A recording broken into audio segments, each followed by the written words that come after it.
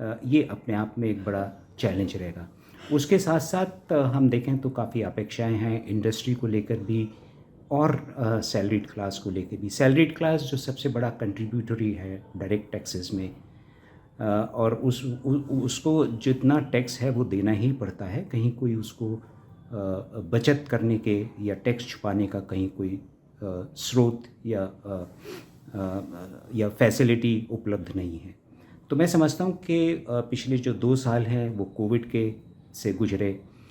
Inflation को चलते हुए इंटरेस्ट रेट 225 बेसिस पॉइंट ऊपर गए अप्रैल दिसंबर के बीच में। उसका भी एक भार टैक्स पेयर के ऊपर प्लस सैलरी एम्प्लॉयज़ के ऊपर देखने को मिल रहा है।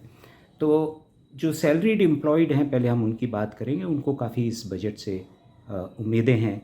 सबसे बड़ा तो जो टैक्स स्ट्रक्चर है उसमें जो थ्रेशोल्ड है 2.5 लाख से 5 लाख की उम्मीद की जा रही है।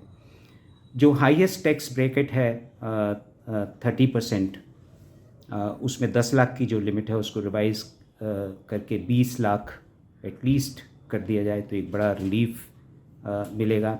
इसके साथ साथ स्टैंडर्ड डिडक्शन, क्योंकि इन्फ्लेशन काफ़ी बढ़ गया, इंटरेस्ट रेट की पेमेंट काफ़ी हो रही हैं।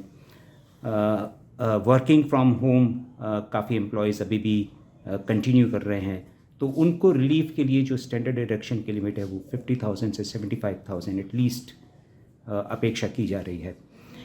इसके साथ साथ जो 80C की लिमिट है वो अभी 1,50,000 है। उसमें housing loan repayment, PF, EPF, LIC और जितनी दुनिया भर की सेविंग स्कीम्स हैं उनको बंडल बना के खाली 1,50,000 की उसमें छूट है।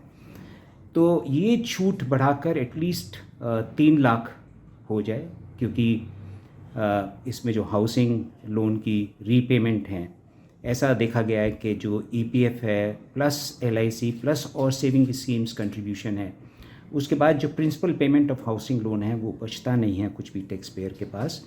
तो इसकी जो लिमिट है उसको भी रिवाइज करने की उम्मीद की जा रही है टैक्स पेयर के द्वारा।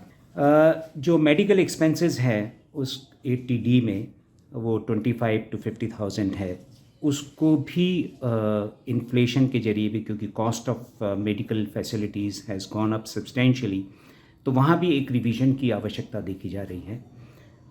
इसमें मेडिकल एक्सपेंसेस प्लस जो इंश्योरेंस है, इंश्योरेंस प्रीमियम, उसमें भी रिवीजन की काफ़ी उम्मीद की जा रही है। इसके साथ साथ जो डिविडेंड टैक्स है उसमें एक minimum threshold limit of 25,000 basic exemption की उम्मीद की जाती है।